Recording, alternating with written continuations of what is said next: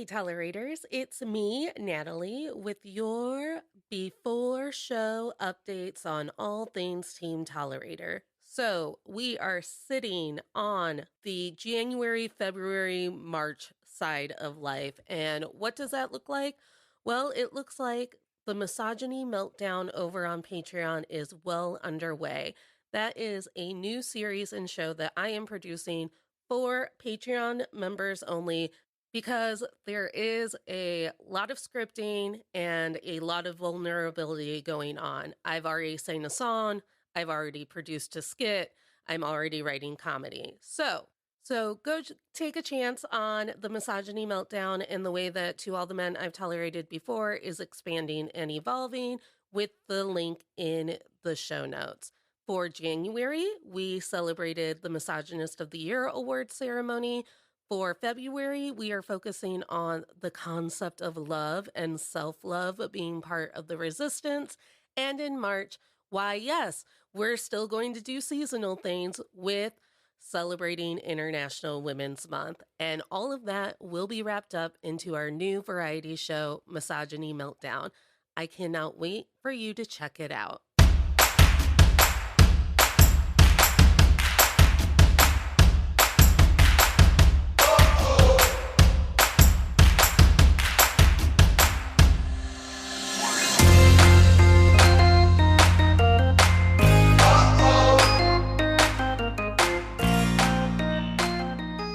Hey, Tolerators, this is To All the Men I've Tolerated Before with Natalie Katona, your weekly look at everyday misogyny. Today, my special guest is Kervin from 4Y Games. We were a little bit of a missed connection because while I was at Gen Con, I saw a flyer for the game, Allow Me to Mansplain, and told my family we should be on the lookout for it. There's so much that goes on at Gen Con and so much to look at that it wasn't until TikTok brought me to Kervin's videos that we actually got to connect. So welcome to the team, Kervin, and thanks for being here to talk about working towards diversity in game creation. Thank you for having me. I love being a board game designer and I love sharing my stories, so this will be awesome.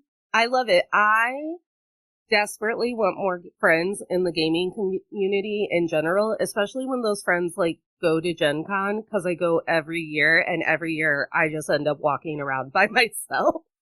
Oh, I know. My family goes for just the shopping and the vibe, and I'm like, what if we played a game? What if we literally did any of the things that this convention has going on? What if I meet Brennan Lee Mulligan? Come on, everybody. I will say though, so I was at Gen Con, I flew in from Houston for a day and a half, and then I left.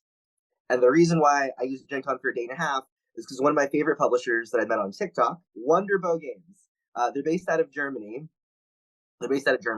And I don't know if I'll ever go to Europe for board game stuff, and Germany's a long way from America. And they decided last minute, a week before Gen Con, that they were going to do it. And so I called her up and I said, hey, I don't FOMO, and I'm a gay board gamer. You think I would just ooze FOMO, but I don't. And I said, you're going to make me FOMO meeting you.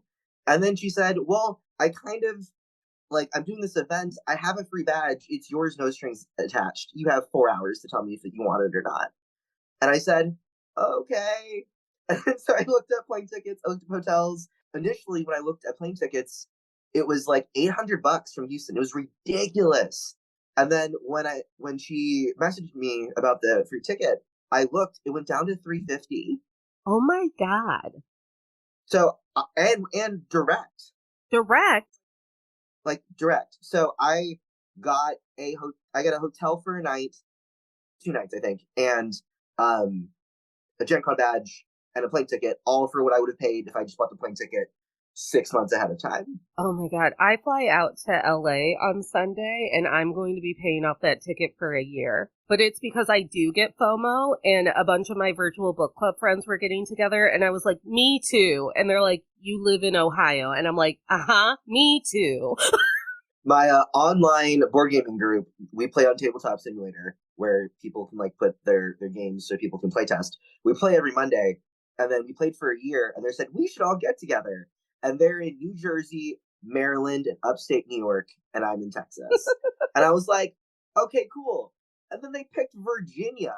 So they literally everyone drove from the so like Virginia. They picked me up in Virginia, and we played board games for 2.5 days straight. Me and another guy, coincidentally another queer person of color, we just cooked the entire time, had people to eat it, and did do dishes, and played board games. That was the dream.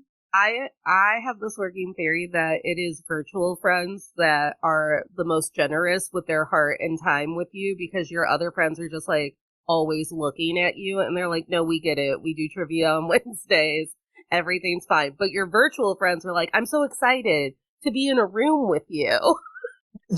That literally you just described my Gen Con experience. So like I'm not a typical board game TikTok content creator. I don't do exclusively how-to videos. I don't talk about nearest like the newest hotness board game. I don't exclusively talk about the same game repeatedly. I talk about my experiences. I talk both good and bad in the industry. I talk about my journey. And so when I went to Gen Con, I fully expected people to be like, "Oh, hi Kervin, nice to meet you." I didn't expect them to be genuinely excited to it was my first con since I joined TikTok. It was like a year and a half, and the entire time, everyone was so nice. Like I got to the I think it's like the exposure room, like the new exposure for new games, and I got there, and then like four people texted other people said, "Kervin's here, get here now. I don't know where he's going to be next." And so people like ran the convention hall to like hug me and say hello. I was like, straight people are the nicest. Okay. Well, let's not get insane. Like straight people in Indiana, not the nicest. um, None of them were from Indiana, to be fair, though. There you go. No, I brought friendship bracelets to Gen Con this year because I was obsessed with the Eras tour, and I have so many beads in my house that now wherever I go, I'm like, I made bracelets. It's all I do now. And people, like, my dad takes us every year, and he's used to, like, me just doing my own thing. But this year, because my uncle was also there, I ended up, like, orbiting them more. And he was just blown away that I would just walk up to someone and be like, here's a trinket. And then we would have, like, a 30-minute in-depth conversation about our hopes and dreams and favorite games and what my body felt like when I got to hug Kyle Shire and if I thought Kyle Shire was single and needed a husband. And I'm like, maybe. That's amazing. I hope so. But yeah, so let's start with your journey first. Like, tell me your background and the story and all of it. All of it? Okay. So, born and raised in Houston, Texas. I went to school in Nebraska and lived there for 10 years in Omaha. Moved back to Houston. Got into board games. And then because of work, board gaming can kind of consume your life. Uh, I had to like, give it up for a few years and then decided to bring it, to come back to it. And then the pandemic hit. And so I started to play a little bit virtually. And then I woke up in the middle of the night, which I never do because I'm a really heavy sleeper, and wanted to buy a mansplaining party game. And I would have paid whatever. And not exaggerating, there were two or three mansplaining games that were out there, but they played like trivia games. Oh, Yeah, exactly. Oh, it was just like, it wasn't funny. It wasn't interesting. It wasn't like anything worthwhile. And I like sent it to my couple sample of the cards to my friends, and I was like, "Can you make this make sense to me?" And they're like, "Kervin's because you're not the target demographic of that." I was like, "Did white men make a game for other white men that they think was funny?" And they said, always. "Yeah." And I was like, "Like, I love how you're like, oh, probably I should probably, yeah, yeah, yeah." But it didn't occur to me because brand new the board game stuff, right? And then I complained about it to everyone in my life for 3.5 months. And then we have a local grocery store called HEB, which is one of like the pride and joys of Texas. And I was in the like the produce aisle, ironically by the bananas. And I was like, I'm so mad. And my friend's like, well, what would your game look like? And we designed 85% of it, like all the openings of the game and the general mechanics of the game, we designed in the aisle of the grocery store. And it took me an hour and a half to leave the grocery. Weird. I was just laughing so hard in the banana aisle, like it's the bananas. And then because of the pandemic, I started to work from home. We had to go in the office. My coworkers, who are mostly middle-aged Black women, were like, "What are you doing?" And I said, "Oh, there's this game." And they're like, "Oh, I want to play it." So I made a prototype, and then they played it and they loved it. And they're like, "Well, when can we buy it?" And I was like, "I don't know." So I did a bunch of research, like super hardcore. I read every blog, listened to like a bunch of podcasts, watched all of YouTube, everything. And then I was like, I guess I can do this. Sure, why not? And so I like jumped head first. And as a joke, I said, because during the pandemic, I was like, I guess I'll join TikTok. I was like, there's no way. I don't use social media in my real life, like at all. And so, like, that was just it literally was a joke. And then it's like, it changed my life. It literally has changed my life. I I joined TikTok. I realized that maybe you don't have to do dances, and maybe I can just like be grumpy and do TikToks and see what happens. My background's in film, and so if you've done film, you've done editing, and if your degree's in film and editing, you know how OCD you can get even if you don't have OCD. Mm-hmm. And TikTok is not. It wasn't a platform. I mean, still isn't a platform where it has to be super polished and super. And I just wanted to get my information out there and kind of see what happens. So I literally would take a nap, wake up, and record TikToks. And that way I wouldn't worry about edits. I wouldn't care how I looked. And uh, came across some pretty influential people in the industry who found me. Board Game TikTok maybe had 8 people when I first started. One was talking about board game design. There was like one other BIPOC person. And I said, sure, let's go. And then I have met people who've completely changed the trajectory of, I guess I'll make a mansplaining game to, I could be a content creator. I could be a publisher.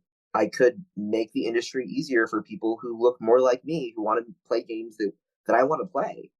And I've I've been I'm going to be writing this for as long as I can. I love it when this happens because it happens in my life too, where I will just say a sentence like, there should be a game about mansplaining. And then someone will go, it's happened on the show before where someone will go, stop. We're going to talk about that after we're done recording because that's an idea and we don't just give ideas away at the supermarket or whatever. But making connections with the people who believe in you and support your like far-fetched statement that's an idea, and then you take it and you create a board game or a game that when I bought Queen by Midnight, my dad was surprised because it was an expensive game. And I said, but it's the only game that I know of currently that is all female driven. And each one of those women is from a different background. And I was like, and that's why I hugged Kyle Shire when I got to like buy it. I was like, this is so important. This is so important to me. I don't get to always feel like I belong playing the board game that we're playing at Gen Con. And you're just doing really important work. And to think of how many, I'm in love with TikTok. I joke about it all the time. Like, I'm always on TikTok, but I have made such good friends through just commenting on people's videos, just being like, hey, this is great. Hey, I love this. And then just commenting becomes DMs, and I do it all the time on Instagram too. TikTok and social media is a way that I feel like even though they keep throwing barriers up, we keep finding fun and interesting ways to like circumvent the barrier and be like, no, women's voices matter. Queer voices matter. People of color's voices matter. And we're here and we're not going away, even if the algorithm says we should. It's funny you said that, because board game TikTok, I mean, it's still relatively small as far as niches go. And I was talking to a friend at PAX, and he said, Kervin, do you ever feel like you're just making videos for the other board game TikTok content creators? And I said, all the time. All the time. I am probably, because, there's that sound that goes around on TikToks who's like, who even watches your TikToks? And it's like, I do. When I feel bad about myself, I just go through my TikTok feed and go, that's right, I am funny. And I just put it away.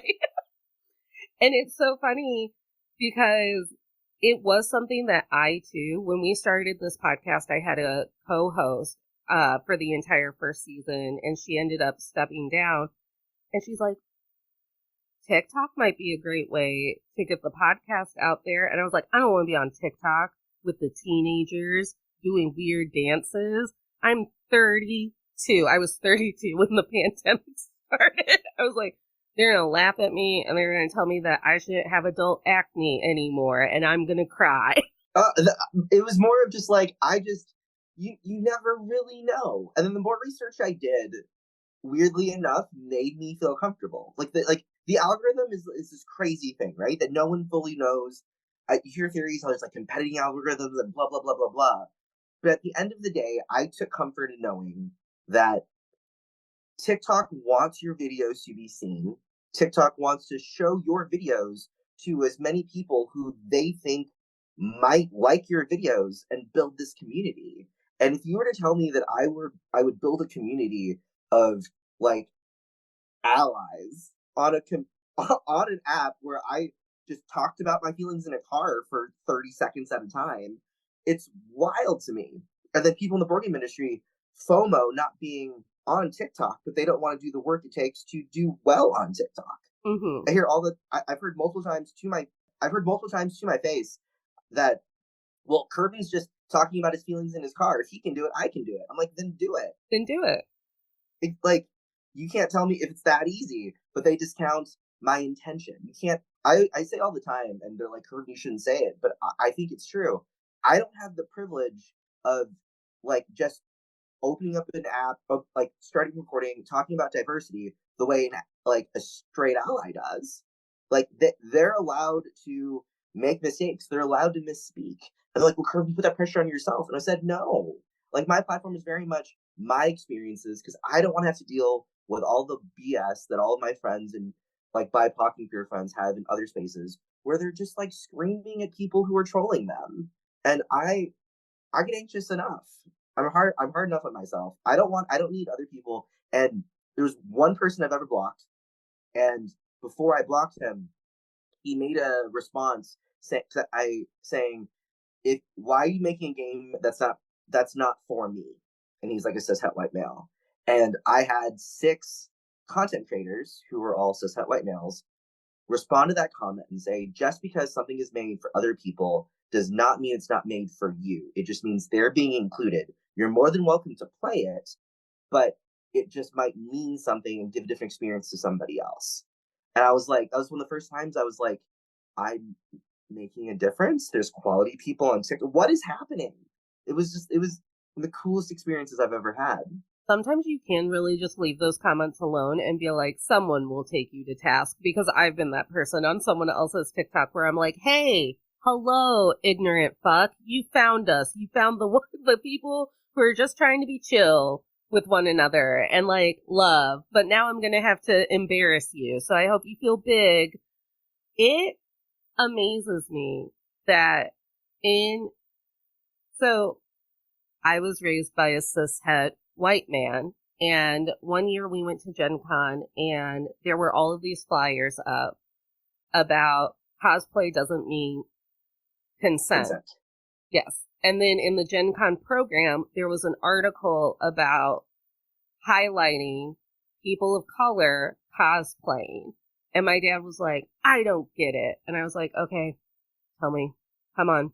He's like, number one, Gen Con's the safest thing I've ever taken you to. So why do we have to have flyers reminding people that it's safe to cosplay? And I was like, well, number one, Gen Con is a place where I've technically always been safe, but it is not the safest place I can go. I go, and you're not with me all of the time. I go, I got out of the car this past year at Gen Con, and I was out of my dad's car for 30 seconds, walking towards the convention center. It was in sight. And I got catcalled twice. I have watched women lose their patience because guys are touching them weird for photo ops, or they won't leave them alone. And they're like, I have a ticket. I have to get somewhere. And people are getting mad because he got to take a photo, but I didn't get to take a photo.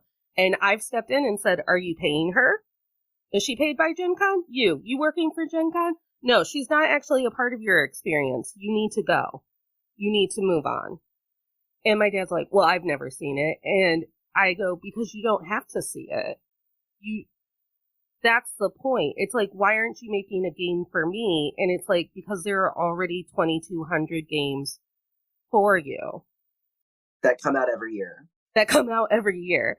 And we're not excluding you. We're just making something different. And I know that you've talked about on TikTok that you have you're new to TTRPGs and RPGs, right? Yes. I have been playing TTRPGs since I was 8 years old. And before I was playing them, I was sitting at my dad's kitchen table watching cishet straight dudes play TTRPGs. I've seen everything under the sun when it comes to the cis white male experience of D&D. And this year, my uncle called it out before I could. They were sitting and they were watching me play a game, and afterwards my uncle went, "You didn't win?" And I was like, "No," because we were playing Queen by Midnight. He goes, "I really thought you were winning because the guy across from you was really mad at you for a lot of your moves." And I'm like, "They're always mad." They're just always mad at me if I've outsmarted them, if I understood the rules better, if my cards lined up more, if I, maxed out my character and they're more powerful than your character. I go, "They're always mad at me." And he's like, "I thought you were really playing it cool and you were really dealing with it nicely." I was like, "Well, that's because I don't perceive it anymore, because to perceive it is to give it attention." I did not even notice that he was grimacing and mumbling the entire time. But it's the scarcity mindset, and you've never actually had to live in scarcity. This white men who want to enjoy gaming, but there are people who literally didn't have a superhero movie that related to them until Black Panther. And then you all wanted to be like, "Why is Black Panther a big deal?" And it's like, because it's a movement and a moment and it's a beautiful film. And it's the same in gaming. I did a cosplay expansion of Allow Me to Mansplain because the artist is like a minor cosplay celebrity out of Texas. I met her at a face painting and body painting competition that I used to run. That's a completely different tangent.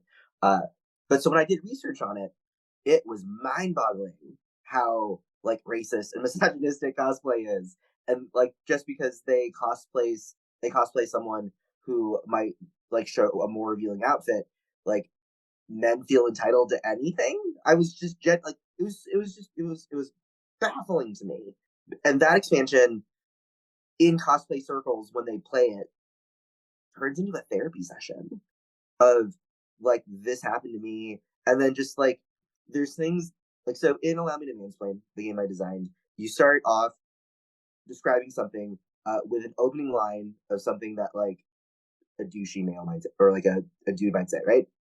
And though when I wrote those lines, they meant nothing to me. Like if you learn to cover your seams better, that means nothing to me. Like but when they read it to each other, it meant all like it evoked like anger and emotion and just like Kervin, no, like you said it, but like as like a joke, but like it does get said, and it's part of there's it made me realize how many experiences I genuinely don't understand or experience. And as like a double minority, sometimes I'm just like, it's so hard just to deal with what I'm going through. Just having like capacity to just be open to and sympathize with. I don't understand your experience. I'm sorry that like what I wrote invoked that emotion for you, but like let's talk about it. And I think that gaming opens up that it's a good. I always use stand-up comedy in my therapy sessions because it's like, I don't want to talk about when this happened to me, but what if we talked about when it happened to Taylor Tomlinson? And you'll be like, "Oh, and what did that make you remember?" And now I've tricked myself into talking to you about it. It's a way to break down barriers and have a baseline of how we communicate with one another. My DM a few months ago or a year ago, who knows, we've been playing this campaign for almost 4 years. She one time had our characters be faced with what she knew was like our nightmare, our greatest fear. And for my character, she's convinced that she killed her aunt. It was an accident, but she is convinced that that is what happened. And so she was like her aunt was just following her around. And like we're supposed to be trying to figure out stuff, and I'm distracted because my aunt is following me around talking to me. And my DM did aftercare after that, and she's like, "I want to talk about it. Was it fine? Was it mean of me to do that? Like, what's going on? And I was like, oh, I'm always up for the very human experience happening in D&D. I did yell at a Brian Iyengar one time on one of my TikToks because Burroughs End, when it's stoats playing D&D and they're just like little weasels, I'm like, stop making bad things hit those stoats. They're so cute. And she tricked me and I yelled. But I'm always, because I'm a storyteller, I'm like, I'm always up for whatever's going to make the story be better. I'm a role play player. I also happen to be really good at battles, but I crave wanting to be a role play player. But I thought about that and I was like, okay, but I am going to have to talk to people about maybe not my dead aunt B plot, but there were other things like I had betrayed a lover. I had whatever. And I was like, oh, I'm going to have to sit in this. But I also think that, again, now I'm rambling. You created a game that opens that doorway for people to share their experiences. And a lot of time we feel like we're isolated in those experiences. Like, well, I should have covered up my seams and maybe I wouldn't have gotten yelled at in the middle of Comic-Con or whatever. But it's a barrier to breed community. It's a barrier breaker to build community. One of the biggest criticisms I got about the game is what was from women who said, like, what makes you as a man qualified to make a mansplaining game? And my initial response, which was a little snarky, was, why do you think you have like the market cornered on being spoken over or not being seen or thinking that you're not intelligent or you don't know what you're doing? That is an experience that more than just women have. Queer people have it, minorities have it. And I wanted one of the things I wanted to do with this game, yes, it's very like it can be very real, but at the same time, mansplaining is it's a thing that's going to be around for a long time. And there's so many people when you say people just roll their eyes. And if I can insert one funny, one memorable, one interesting mansplaining moment that will like make you laugh, that it might make the next one more tolerable. And for me, that's worth all the grief I've gotten for the game, because at the end of the day, it's still something I love and I'm very proud of. Yeah, I love it. It's a great party game. I like getting a party game because we've all played like the Cards Against Humanity and the Apples to Apples or whatever, and they stop. Like you're given a prompt, you answer that prompt with one thing and it stops. We all have a chuckle, we all move on. But with Allow Me to Mansplain, it's more, I mean, not conversation based because you're forced to like talk over your friends or whatever, but it's more like acting and it's more like role playing, and it does push it further. It pushes it further than the initial bit, and that's why I like it. It's it shares a lot about how your brain works and how you communicate. Like I've said, I made this TikTok multiple times where you had to mansplain how an automatic door works. And there were 4 or 5 times a guy literally said, you walk up to it and it moves. And we're like, can we please have more? And they said, no, like that's as clear as day. And then we just like sat there in awkwardness. And then they're like, Kervin, maybe you should like put like a time limit. And I said, I purposely didn't do a time limit because A, that makes people anxious. But B, it forces people to listen, both the mansplainer and the person receiving it, because it gives people an opportunity to actually listen because they didn't really know what was happening.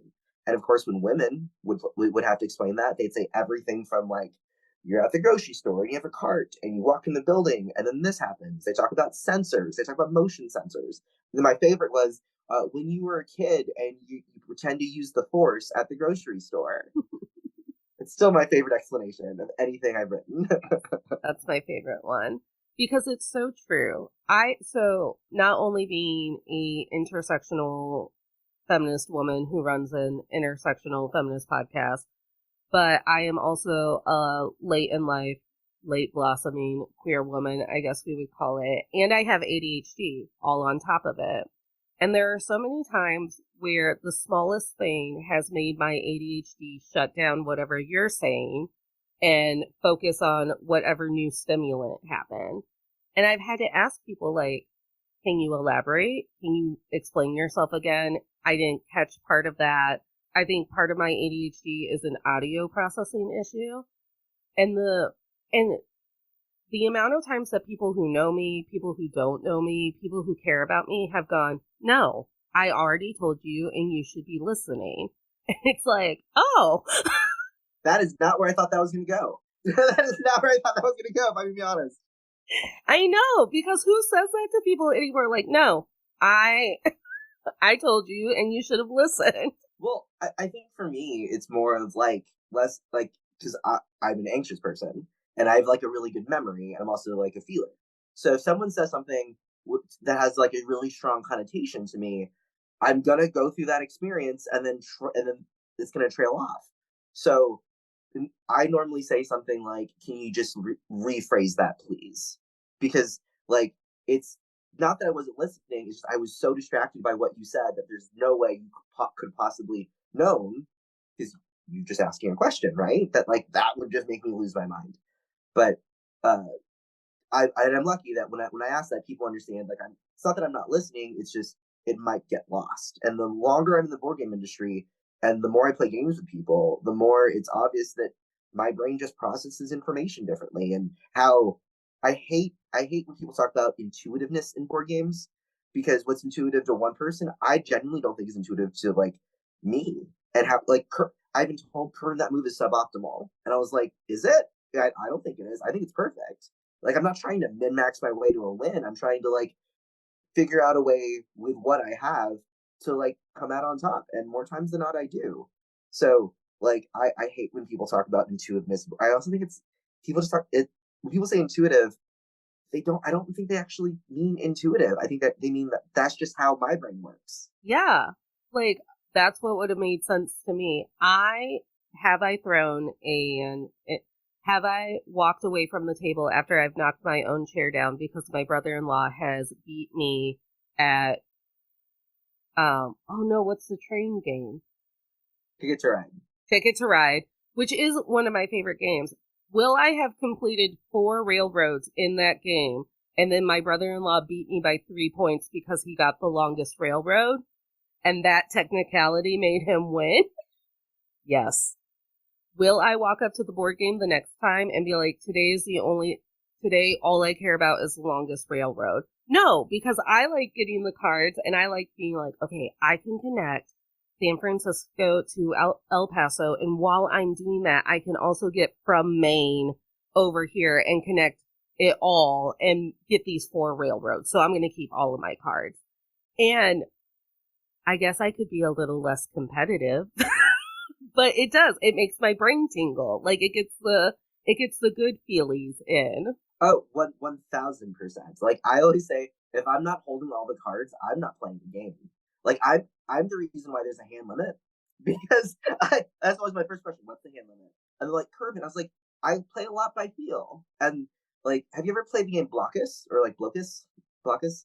No, but I'm vaguely familiar with it. I think a lot of people are familiar with it. Like I can picture the box in my There's head. there's a box. There's a bunch of like Tetris like pieces, and I get accused of just like, oh, you have all these plans. Like, no, I literally hold a piece, see if it feels right. If it doesn't, put it down, find the next one. And that's how I play games. And it confuses people, and then they get mad when I win. They're like, oh, blah blah blah. And I was like, like if I changed like my feelings to like intuition or like my feeling like that, they'd be way happier than I feel, but I do feel, and I'm not going to shy away from the fact that I do feel, and I'm very like it's one of the things that I love about me and my friends like about me is that I'm very honest and I speak my feelings and I'm loved and I can sit in my emotions.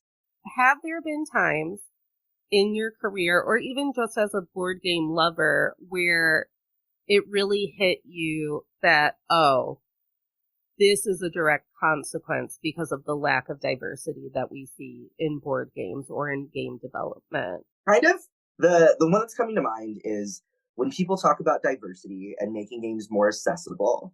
Uh, do you know what the default thing people point to for accessibility is?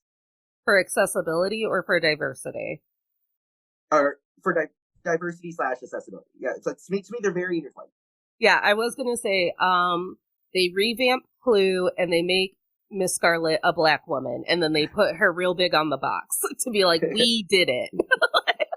So like for me they're intertwined because so the go-to thing they talk about accessibility is they talk about color blindness. And if you look into it, color blindness mostly affects white men.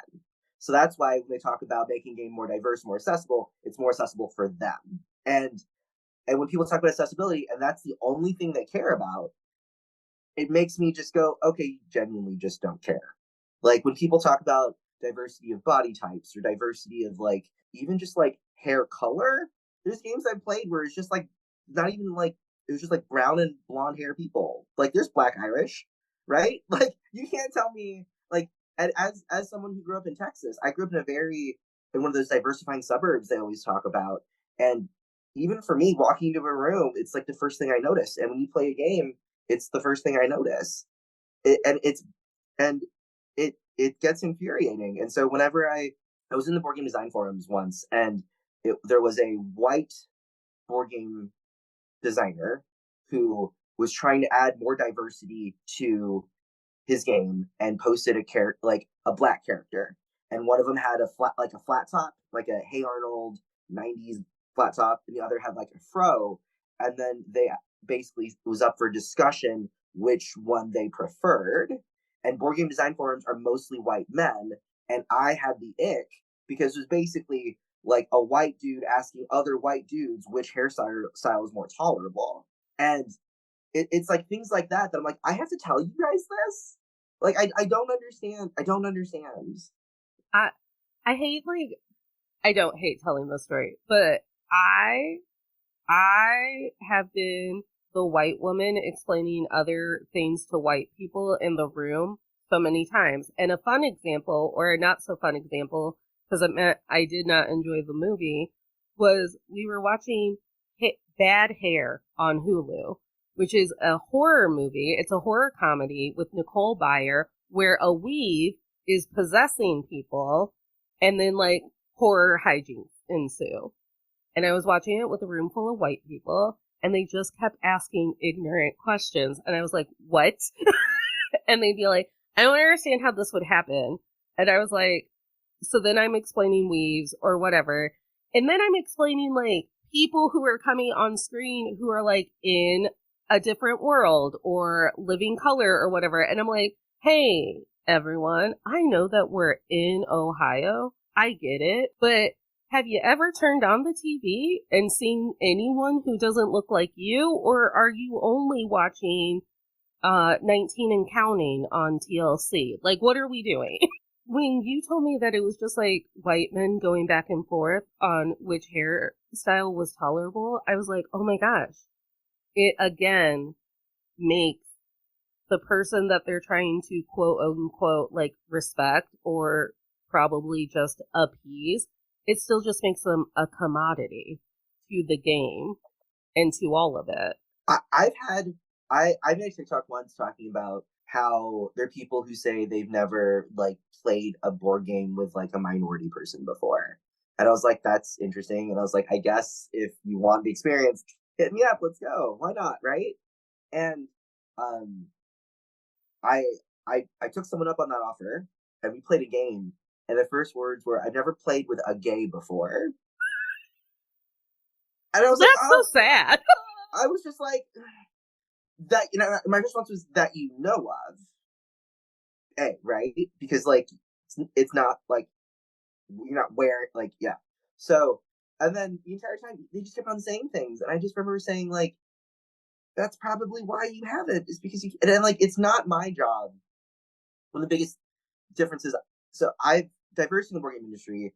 There's like the main thought is uh to like uplift voices and to include other people who are like marginalized. But the board game industry specifically, a lot of it, very minimal of it goes towards like allyship. And for me, I have the opposite experience of a lot of other BIPOC people in the industry because they've had other BIPOC people reach out. I've had allies reach out to me and have been very beneficial, like in my journey.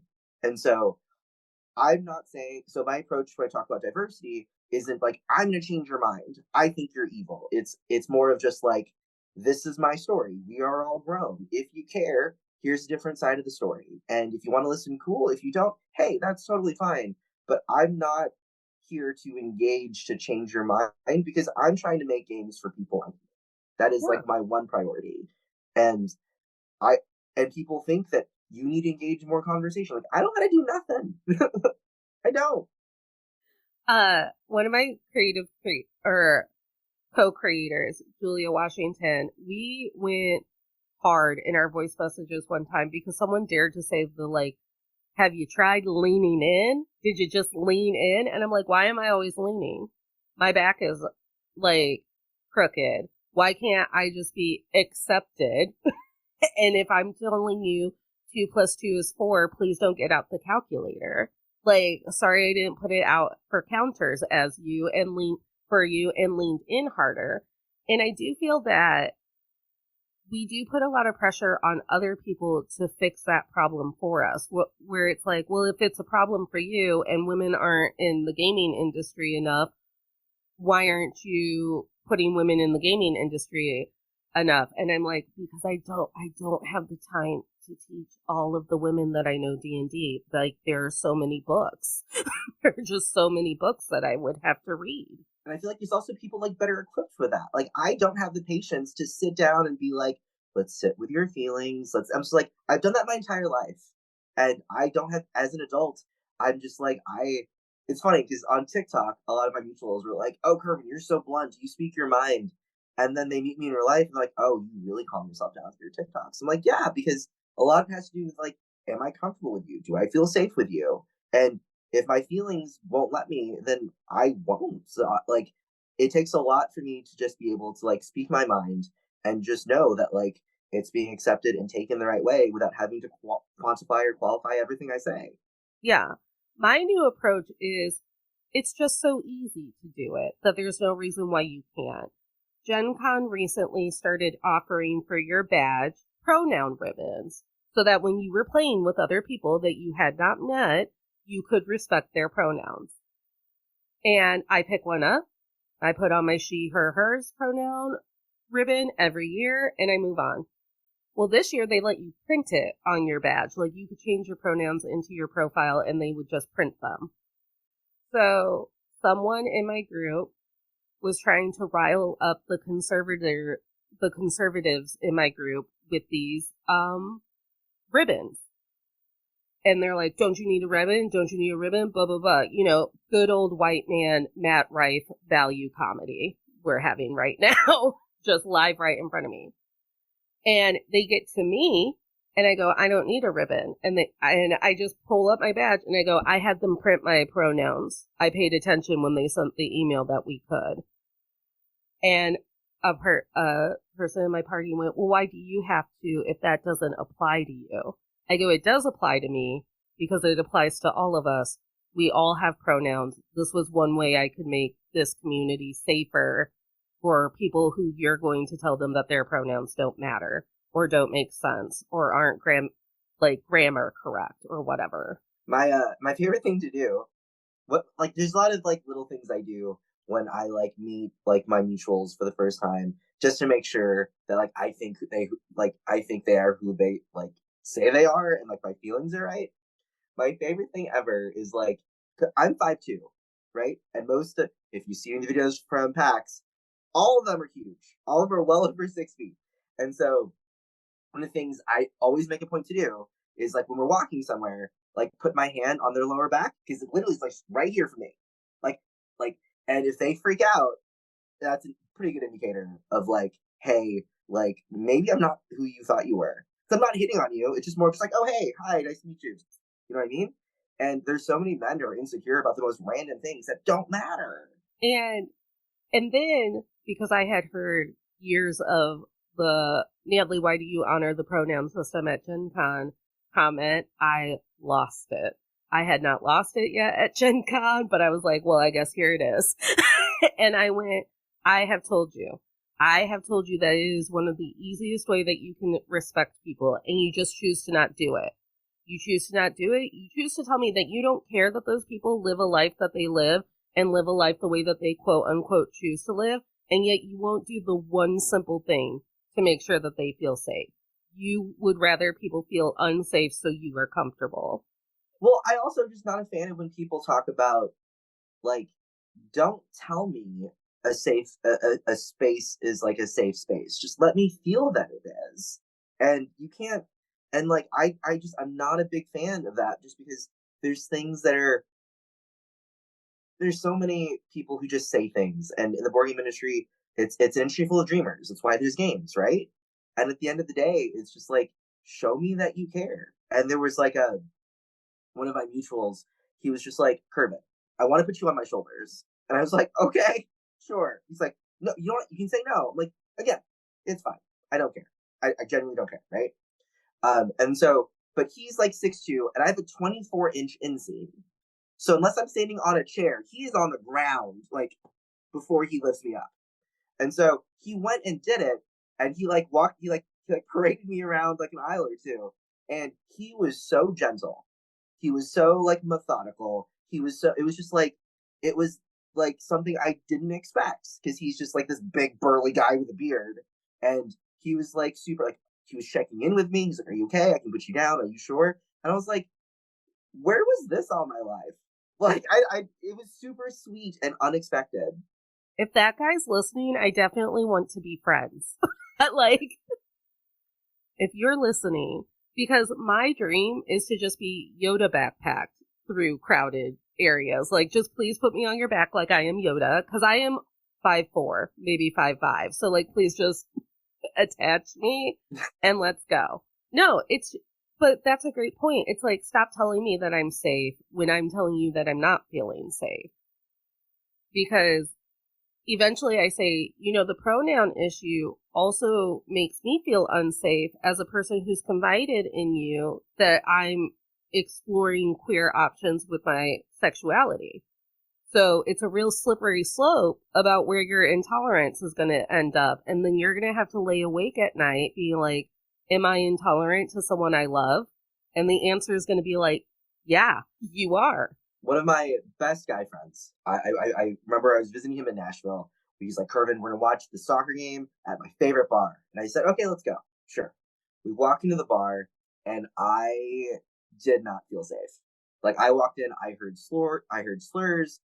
There were like no other minorities in the bar. There's very few women in the bar. I just could not enjoy myself. And I knew that like, if I sat down and had a drink, I wouldn't be able to like enjoy his company or give him the majority of my attention. And we like got halfway to the bar, and I said, hey, is there any way we can just do another bar? And he said, sure. And then we went to like another bar, and then we had a good time. And later the next day we talked about it. And I told him, I really appreciate that we didn't have to have that conversation at the bar to be like, what do you mean you're not safe? Why don't you feel safe around people who are not making you feel safe? Mm-hmm. Right? And he's just like, he's like, I trust you. I assumed you had like a different reason, and you talk about it when it's ready. And to me, like, that's the sign of like an ally and someone who just genuinely cares. Is just not having to like question, say, I feel uncomfortable, and then just wanting to talk about it and justify whether or not you're comfortable. Just, I'm uncomfortable. Can you just leave the situation? And I don't know why that's such a big deal. Or that's hard for people. There are so many instances where marginalized voices and marginalized people are asked to endure. An example in my own life is I have marked certain men, maybe that we know through various activities around town, as unsafe. And when I'm making plans with you outside of the activity where we're all gathering and it's a public space, so I don't have any control over who gets to come, if I'm making plans with you, I feel like I should be able to say, I don't want that person to be invited. They're unsafe.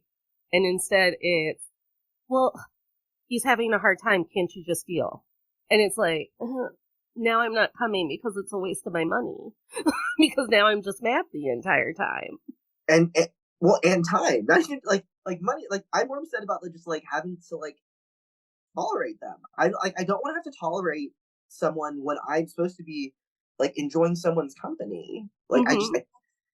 I literally almost just quoted the name of your podcast. Like I was so close. I was like, nope, not gonna do it. Not gonna do it. I love it. Nothing makes me more happy than when someone just uses tolerate naturally. I'm like, ooh, yes. But yeah, it's just like I don't want to get the hours that it takes me to get cute and then to travel to somewhere to sit there and be like, why is this person here? And then you tell me because it's not a big bad or it's not a big deal that he's here. And I'm like, but he's made disparaging remarks to me, or he sexually harassed one of our friends in front of us, or he stalked us. Like, why?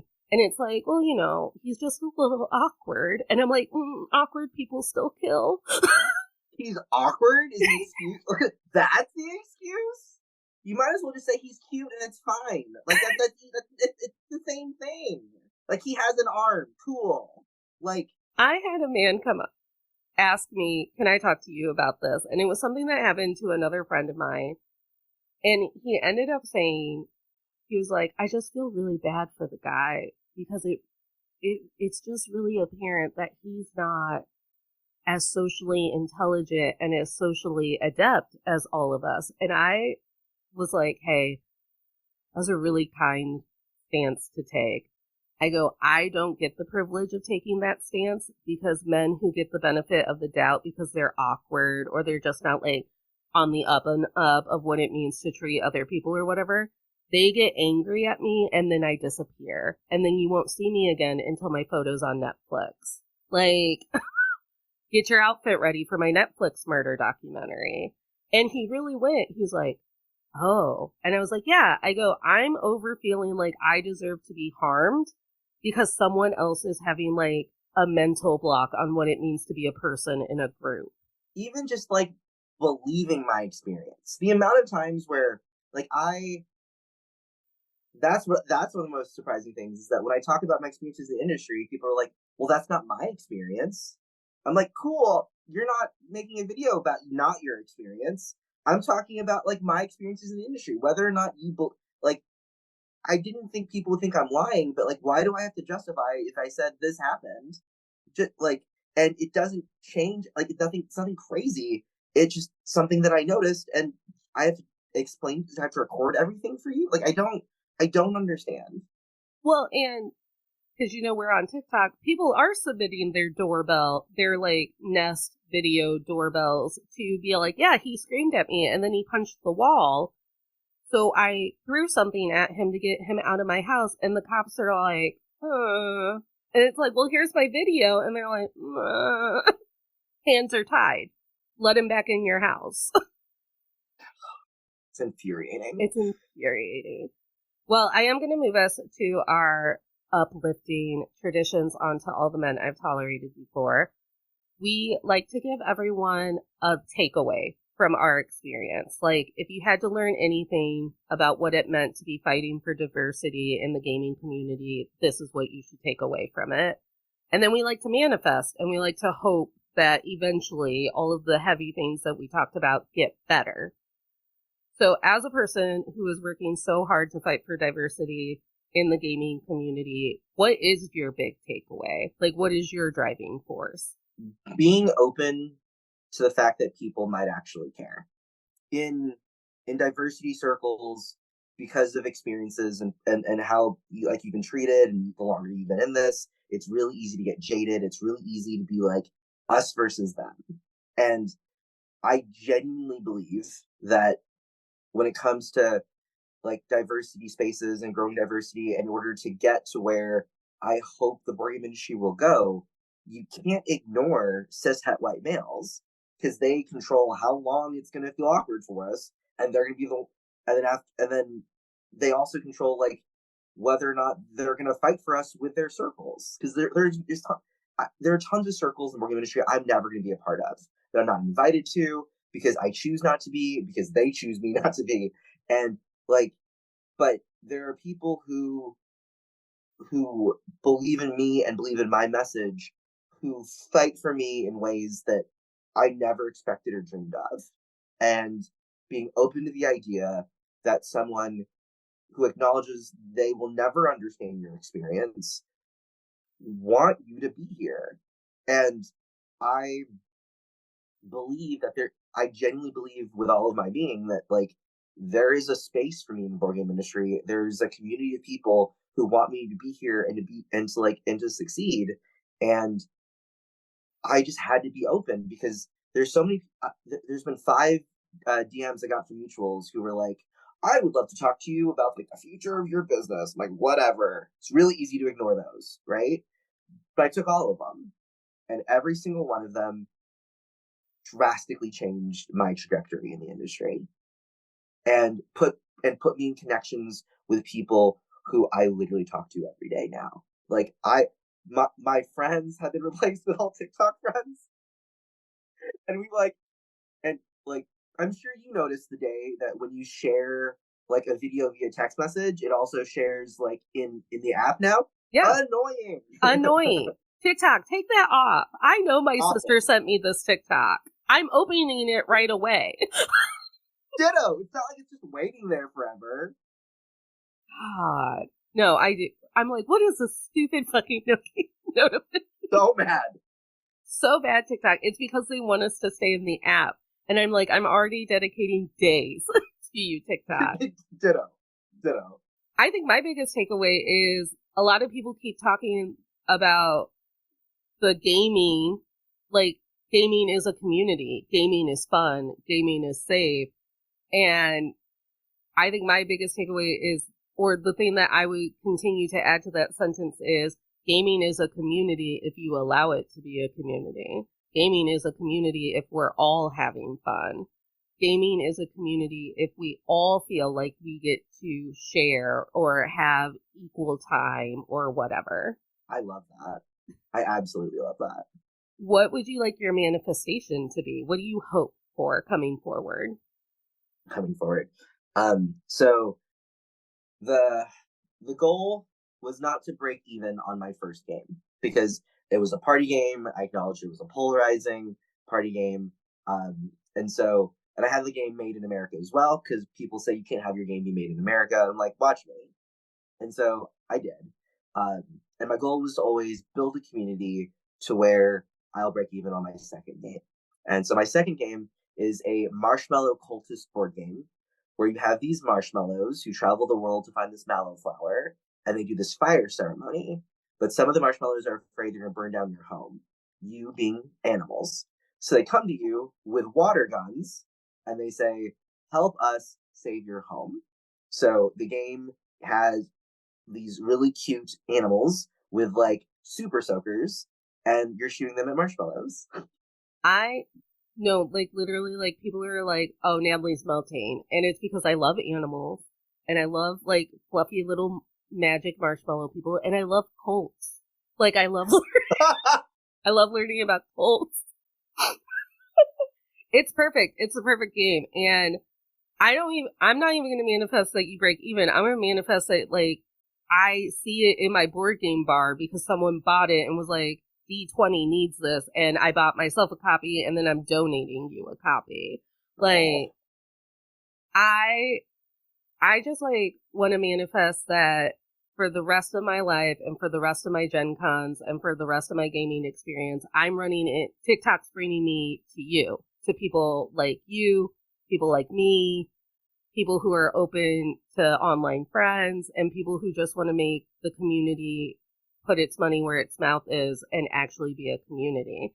And I can't wait to see the art for it. I know that I've seen you like cutting out pieces and stuff. Did you get to play test it at PAX? So I play tested it at Gen Con. So at Gen Con, I played it with like two groups of people, all content creators, all very different styles of gamers, including TTRPGs, just to kind of get like the general, like, does this game work? Yes, it worked. There was a lot of issues. And then at PAX, I thought I fixed all the issues, and they loved it. And when people talk about like building community, like people don't think you can build a community with content creators, and that's what I'm doing. And Board Game TikTok is just a wonderful place to be. And they played the game, and they're like, people are really sick of me talking about your game. I'm like, oh my gosh, I can't wait. No, I love it. go ahead and while we wrap up, plug all of the places that we can find you. And then all of those will be linked in the show notes too. So people just have to scroll and it'll be easy. So I'm mostly on TikTok. It's 4ygames dot flan because I needed to have access to the fun sounds because the business accounts you can't have fun sounds and there is no point. There is points. It hurts my soul to not be able to do trendy videos. Not that I do them very often, but I like the option. Yeah, I'm with you. So yeah, just 4ygames dot flan on TikTok and just 4ygames.com. All right. And everyone, you know where I am. It's all in the show notes. Natalie K124 on TikTok, Men I've Tolerated Pod on Instagram. A lot of things are happening on Patreon. We had a brief conversation on this episode about what it means to like put on your public TikTok podcast face and what it means to really pop off. And the Misogyny Meltdown is a series of content that you're only getting as a Patreon member. And it's where I'm going to get ugly about some of the issues that are affecting everyday misogyny and all of us. So it's a lot of fun. And remember, tolerators, you don't have to smile through anything you're tolerating, including rolling up to a game night just to be told, oh, it's just because your brain doesn't work the way that the game wants it to work. Smiling is for joy.